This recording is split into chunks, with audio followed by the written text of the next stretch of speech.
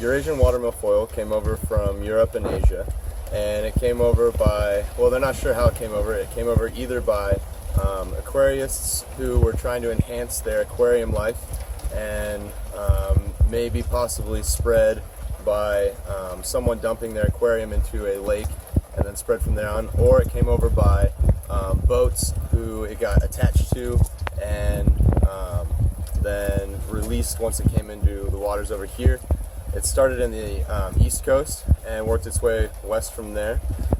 It spreads by fragmentation, which is the little fragments break off and can form ground other places in the lake and spread and form new cloned plants in those areas.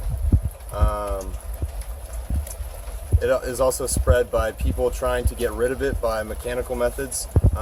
When they do that, they just break it up into little tiny fragments, and it spreads and forms billions and billions of other clones in the area, and just increases the issue that they started out with. Watermilfoil in a lentic system fills in niches that other plants aren't able to fully use, meaning that the watermilfoil takes over the system, and it creates beds of vegetation above the water. This bed of vegetation blocks out the sun, creating a smaller photic zone where the light actually penetrates into the water. Beyond that, the density allows for an overproduction of microbes, which in turn can create a eutrophic state where there is too much vegetation, too many nutrients, causing the dissolved oxygen levels in the water to lower, which makes even more native plants less able to live in these systems.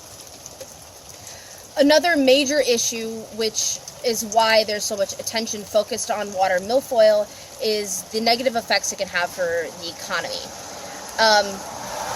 Lakeside houses have seen to dramatically drop in value.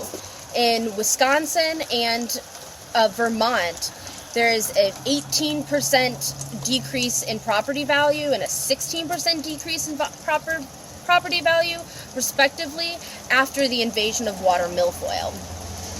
This is because it creates an overproductive system that isn't pretty and doesn't sustain the life that it would have. Not only does it tank small economies, invasives in general cost the government, city, and federal government a lot of money each year. In 2016, the federal government spent $120 billion on known damages for invasive species and $560 billion on prevention. As we talk about, prevention is a lot of the key to mitigating invasive species.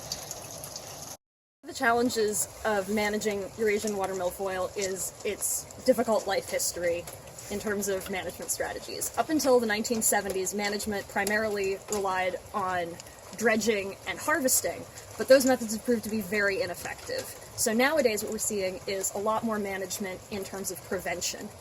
However, because it's such a difficult invasive to eradicate, there have been efforts to try to control populations in already invaded lakes.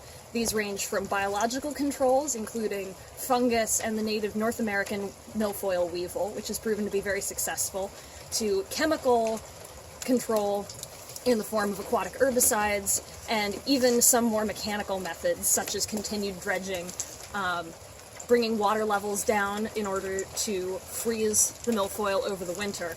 But all of these methods have drawbacks. We interviewed Melissa Clark, who is a professor at SPIA, and about Eurasian watermilfoil and everything that she has done in her interactions with it. And she actually first found it while she was canoeing and swimming out in the lakes here around here in Bloomington and surrounding areas. But she's talking about like how she feels that Eurasian watermilfoil is eventually going to make it to all the lakes and everywhere pretty much. It's just going to keep spreading, and the cost for managing it are very expensive, and a lot of the methods aren't even really that great that she had. But a lot of she's working with the Clean Lakes Plan, and which involves like private lakes and public lakes, and is like a group effort plan to work and manage the species in all these different lakes. And the people that own these lakes are trying the different methods that are out there and available, and most often they combine them with other methods to prevent Eurasian water milfoil.